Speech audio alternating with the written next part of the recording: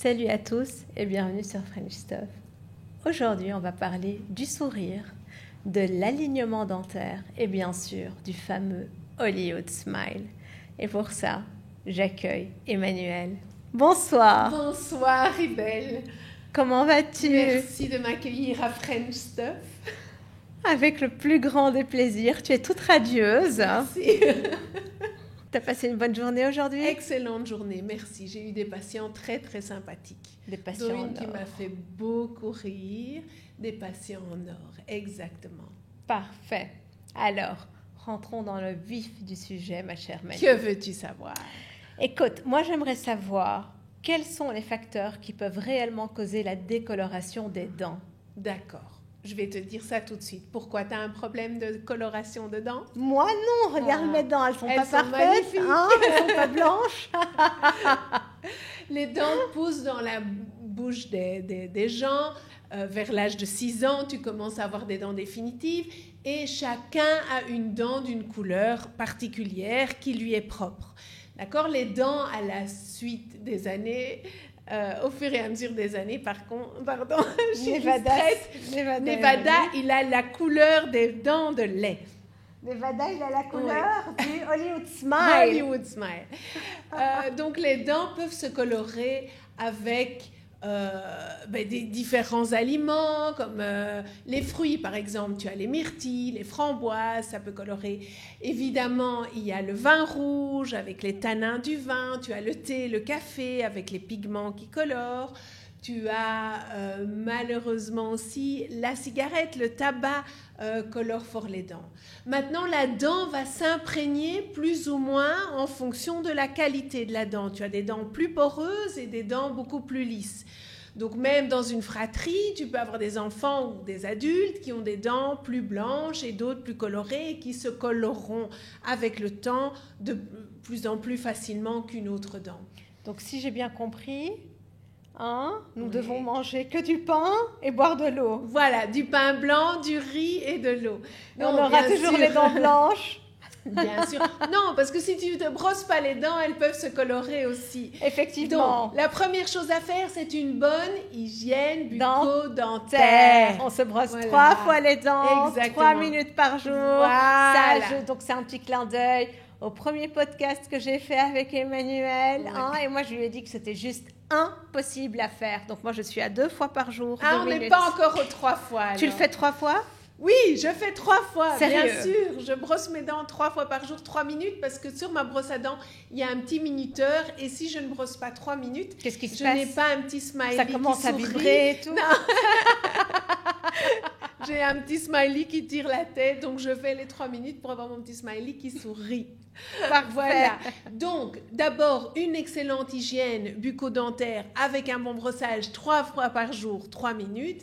Et bien sûr, quand on a les dents qui sont colorées, un rendez-vous chez le dentiste pour faire un bon détartrage à fond.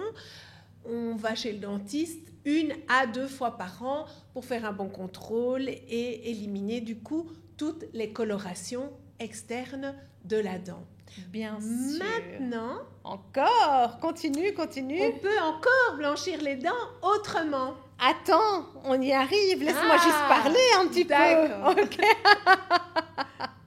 Dis-moi, donc, quelles sont justement les différentes méthodes de blanchiment disponibles sur le marché et quelles sont les différences? Car, comme ce que je t'avais dit précédemment, on peut trouver des kits de blanchiment dentaire dans les grandes surfaces, en pharmacie, ou alors il y a plusieurs kits de blanchiment que le dentiste lui-même propose. Voilà, oui. Donc, exactement. Donc tu peux par souci de convenance le faire toi-même à la maison par des produits que tu trouves sur Internet ou en pharmacie. Mais à tes propres risques, parce que ce sont des produits qui ne sont pas toujours efficaces ou que tu pourrais mal utiliser. À savoir qu'avant tout blanchiment dentaire, il faut être sûr que les dents soient intactes de caries. Donc, il faut commencer par un contrôle chez le dentiste pour être sûr que tes dents soient saines. On ne va pas aller blanchir une dent qui a une carie, sinon il y a des risques de sensibilité dentaire par la suite. Ça va? Donc, la première chose, c'est savoir est-ce que tu as besoin d'un blanchiment et quel type de blanchiment te convient le mieux. Le professionnel de la santé sera le plus apte à te proposer la meilleure solution pour tes dents. Donc, si tu choisis un dentifrice, par exemple, hein, à la maison, tu peux aussi utiliser un dentifrice pour dents blanches. Ça peut t'aider aussi. Il existe ces espèces de petits strips que tu peux acheter par correspondance. Maintenant, est-ce que tu mets suffisamment de gel? Est-ce que le petit strip est suffisamment efficace? Ça reste encore à prouver. Et il y a des kits de blanchiment que le dentiste peut te commander et tu utilises ça à la maison 1 à 2 heures par jour pendant une durée de 8 à 10 jours. Bon, il faut être assez régulier, il faut être assez prudent avec la quantité de gel que tu mets dans les gouttières et bien sûr décider avec le professionnel de la santé sur la quantité de peroxyde d'hydrogène que tu dois avoir pour ce type de blanchiment à la maison. Mais moi, là, j'ai une petite question. Donc, imagine, sur nos incisives, qu'on a un composite, justement. Oui.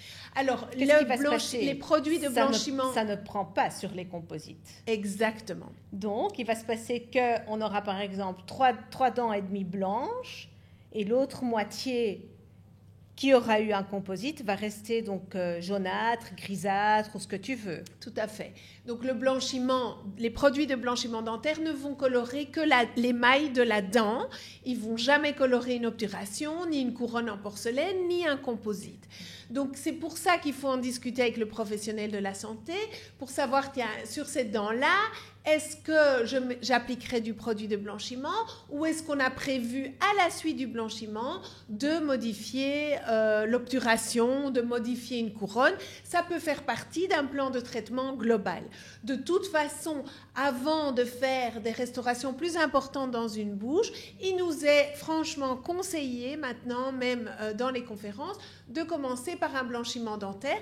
Parfois, on a des résultats tellement bien qu'on peut justement éviter de faire certains soins qui étaient prévus parce que le blanchiment dentaire suffit à la satisfaction du patient. Parfait, super. Maintenant, tu as les autres blanchiments dentaires qu'on fait en cabinet dentaire. Stop! Ah, c'est moi qui parle. Trop parler. Tu parles de trop.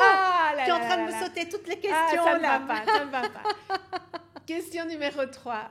Vas-y. Tu m'as fait la question 1, 2, 3, 4 en un coup. Aïe. Donc, on a parlé des avantages et des inconvénients des traitements de blanchiment de dents à domicile par rapport au traitement professionnel en cabinet. Oui. Tu l'as dit, oui. Bien sûr. Et donc, là, comme je t'ai dit, donc, imagine qu'on a cette fameuse incisive qui est cassée. Donc, quelles seraient les options de traitement pour lui restaurer son apparence et sa fonctionnalité? Pourrions-nous couronner justement qu'une seule dent ou alors poser une facette à justement une seule dent? Que ferais-tu justement? Donc, si on veut parler en parallèle du blanchiment dentaire, si tu as une incisive qui a un problème... Une ou deux incisives, parce que tu sais que ça arrive fréquemment. Oui. Étant jeune, les jeunes ont énormément de caries aux incisives. Et donc après, du coup, ils ont un sourire qui est donc plus très, très, très beau. Et là, qu'est-ce qu'on fait dans ce cas-là? C'est aussi beaucoup des traumatismes. Hein. Tu tombes dans une piscine où c'est vrai on se casse la les dent, dents devant prennent facilement un coup avec certains sports, etc. Donc, pour restaurer cette dent ou ces deux dents-là, suite à un blanchiment, tu peux décider soit de refaire un composite, soit effectivement de mettre une facette sur une seule dent ou une couronne sur une seule dent. Bien sûr, il existe à l'heure actuelle des méthodes pour fabriquer des facettes de plus en plus fines ou des couronnes de manière tellement esthétique qu'on ne voit plus la différence entre la dent naturelle et la facette.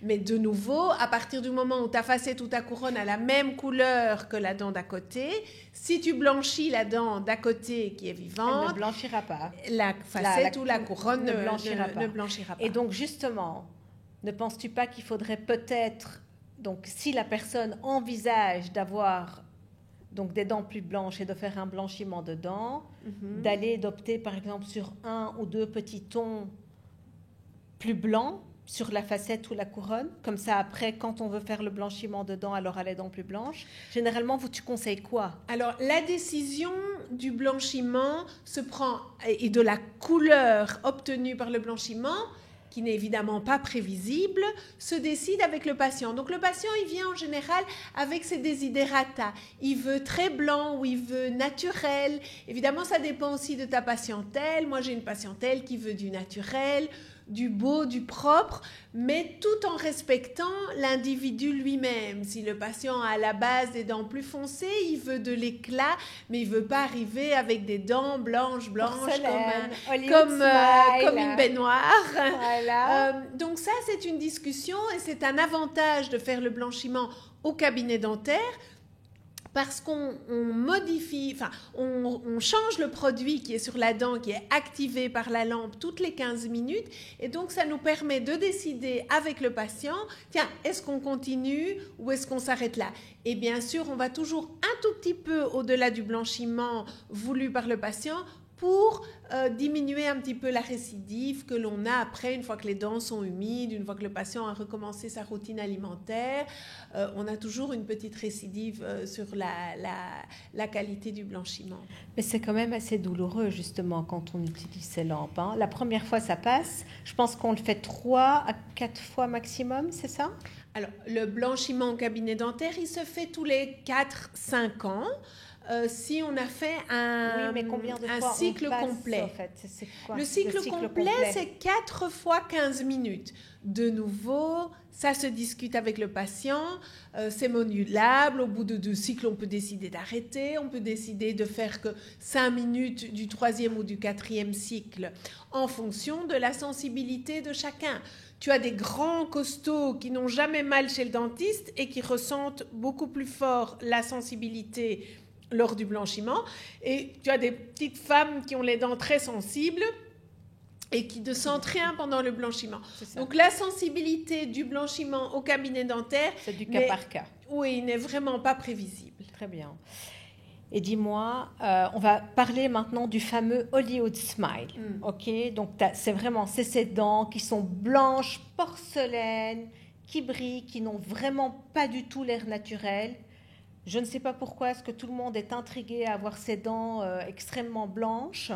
Ok, mais donc imagine que le patient lui-même d'abord n'a pas un alignement parfait, hein, et qu'il ne veut pas passer par un traitement orthodontique. Y aurait-il d'autres moyens pour justement les aligner avant de parler de la couleur? Donc, si un patient vient et ne veut pas entendre parler d'un alignement qui soit orthodontique ou avec des aligneurs, il y a, dans certains cas, moyen de procéder à la pose de facettes. Les facettes, c'est de la porcelaine que l'on met sur les dents après avoir légèrement taillé les dents pour pouvoir y coller la porcelaine et donner un aspect esthétique plus aligné que à la base la position des dents du patient. Évidemment, c'est possible jusqu'à une certaine limite. Hein, si le patient a les dents qui sont complètement chevauchées les unes sur les autres, les facettes n'amélioreront pas le sourire. À ce moment-là, il faut passer à de l'alignement dentaire. Mais je parle d'un petit défaut, quelque chose qui est tout à fait modulable grâce à une facette. Hein, donc les facettes vont aider pour un léger alignement et surtout plutôt pour la forme des dents, qui est du coup modifiable. Et maintenant, pour justement le fameux Hollywood Smile, quelle est la procédure? Donc, le Hollywood Smile, on a appelé ça comme ça pour se référer évidemment aux stars de Hollywood qui avaient des dents super carrées, méga blanches, alignées, mais trop blanches. Parfaites, exactement. Alors, c'est devenu une mode, c'est un petit peu passé de mode. Maintenant, de nouveau, ça dépend du type de patientèle que l'on a. Bien sûr. Mais on est plutôt vers des dents qui ont un aspect naturel, avec des légers défauts, qui correspondent à une personnalité, à un individu. Hein. On ne veut pas avoir tout le monde avec la bouche, avec les dents de la même forme. Hein. C'était des formes assez carrées et très très régulières. C'est vrai qu'à l'heure actuelle, et assez longues aussi, grandes dents.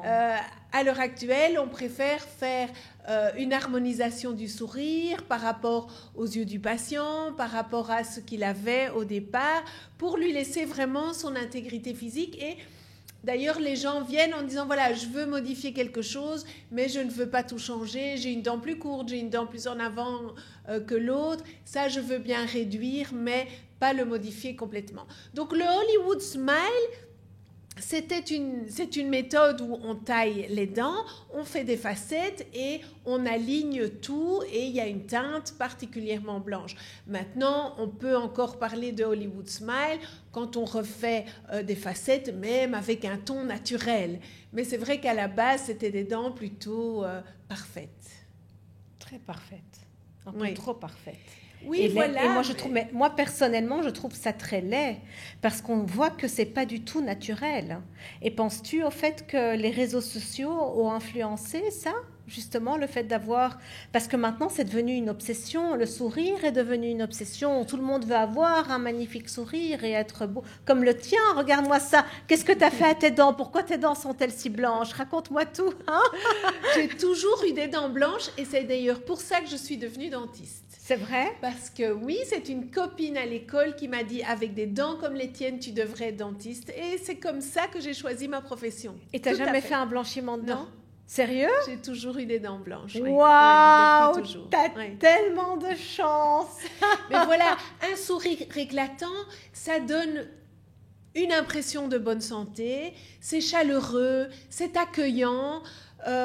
C'est vrai que si tu as une personne qui te sourit avec un beau sourire, une personne qui te sourit avec les dents moins bien mises, mais qui a un beau sourire quand même, c'est plus agréable. C'est sûr qu'on est dans une société où on prône d'ailleurs le happiness et on prône le sourire parce que... quelqu'un qui va te sourire est plus chaleureux et ça te donne cette impression de positivité et d'accueil et de confiance en soi.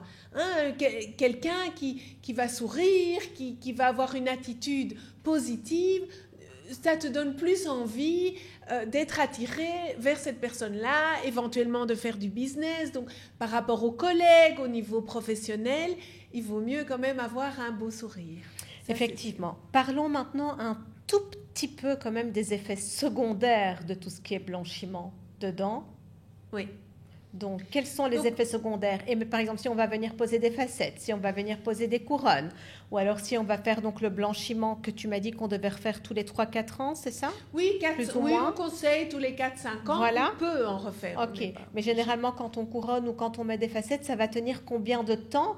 Et quel aliment devons-nous absolument bannir de notre alimentation? Alors, attends, on va commencer d'abord par... qu'est-ce que tu m'as dit? Par le blanchiment. Le blanchiment, donc, à refaire tous les 4-5 ans. Bien sûr, il faut bannir le tabac. Le tabac qui colore fort les dents. Pourquoi tu me regardes? Moi, je vais regarder la caméra. Bannissez le tabac. On arrête de fumer. Et le vin rouge? Déjà les dents moins colorées. On arrête l'alcool. C'est ça, pas de tabac, pas d'alcool. Attends, mais le gin, on peut quand même. Ah, la vodka, c'est blanc. La vodka, le gin, je sais pas moi, sambuca, tout ce qui est blanc, on peut, n'est-ce pas? Non, donc tout ce qui est les aliments colorants ou en tout cas le tabac, ça colore et de toute façon, c'est un effet nocif pour la santé en général. Il ne faut pas oublier qu'on parle de blanchiment, on parle de beauté, d'esthétisme, mais la principale valeur pour la cavité buccale et l'individu, ce sera sa santé bucco-dentaire. C'est important de commencer par ça. On ne va pas faire du joli alors qu'il y a des caries ou qu'il y a des problèmes de santé derrière, des problèmes de gencives. Donc, il faut respecter d'abord la santé globale de la bouche avant de la faire jolie. Maintenant, tu me demandais les conséquences d'un blanchiment. Il peut y avoir des sensibilités au froid, au chaud immédiatement après certains blanchiments, mais ça disparaît. Quelques jours, ça disparaît. Il peut y avoir donc une récidive de coloration. On ne peut pas garantir un blanchiment. Tu as des dents qui vont absorber le blanchiment plus que d'autres. Tu peux avoir une inégalité aussi de coloration dans une même bouche. Une dent qui va blanchir plus qu'une autre. En général, on vise les canines qui sont en général des dents à la base plus colorées. On a envie de blanchir les canines un petit peu plus pour qu'elles s'harmonisent plus facilement avec les autres dents. Maintenant, parlons maintenant des facettes ou des couronnes. Il n'y a pas vraiment de conséquences à partir du moment où le traitement est fait dans des bonnes conditions qui respectent l'anatomie de la gencive, qui respectent la dent, qui respectent les dents voisines. Il n'y a pas de conséquences à mettre une facette ou une couronne si c'est pour une raison d'abord fonctionnelle bien sûr et esthétique en second plan. Vraiment, la santé de la dent et sa fonctionnalité doivent rester notre priorité. Si ce n'est pas le cas, alors il peut y avoir des conséquences au niveau de la gencive. Par exemple, une facette mal placée, un excès de ciment mal mis, il peut y avoir des gonflements de gencive avec des saignements. Et généralement, quand tu places les facettes ou les couronnes, leur durée de vie est de combien de temps ?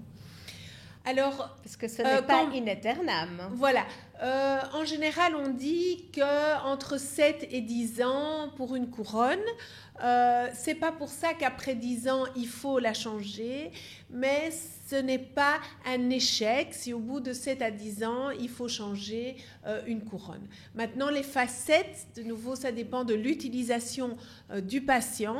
Il y a des patients qui grincent, il y a des patients qui aiment beaucoup croquer des noix ou même des barres de céréales mises au congélateur. Et donc, c'est des très... pommes.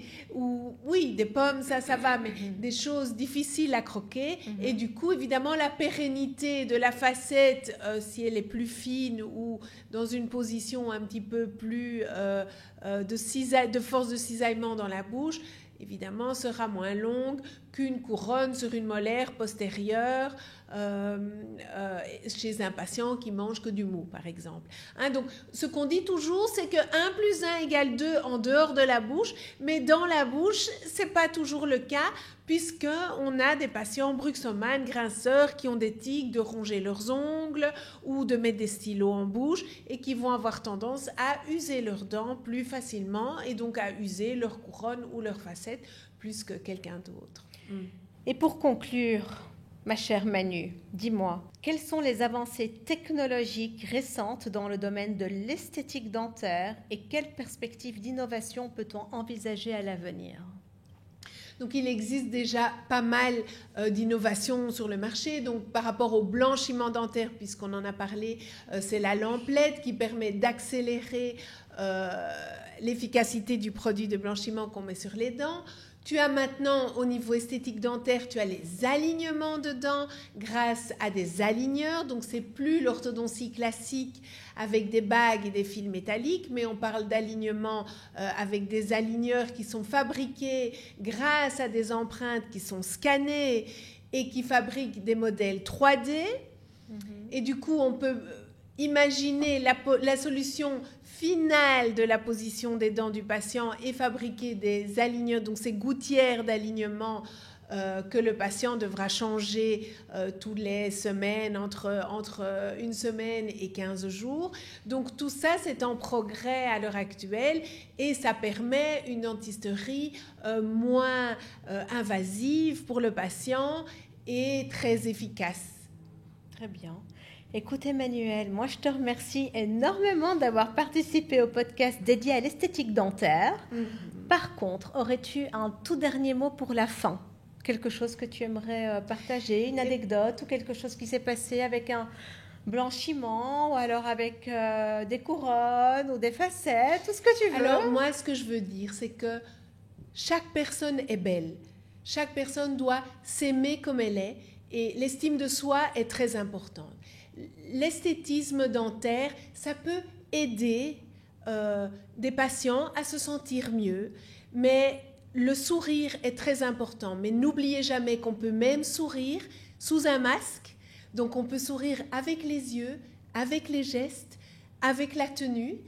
Et donc, l'esthétisme dentaire, il n'y a pas que ça, c'est toute une globalité chez une personne. Un individu est beau et doit s'apprécier à sa juste valeur comme il est au naturel. Je vous souhaite une excellente soirée. J'ai adoré ton mot pour la fin. Je te Merci. remercie énormément. Et comme a dit Emmanuel, votre sourire est vraiment précieux. N'oubliez pas de sourire, de garder le sourire et de le choyer surtout. Je vous dis à très bientôt dans un prochain épisode sur French Stuff. Salut!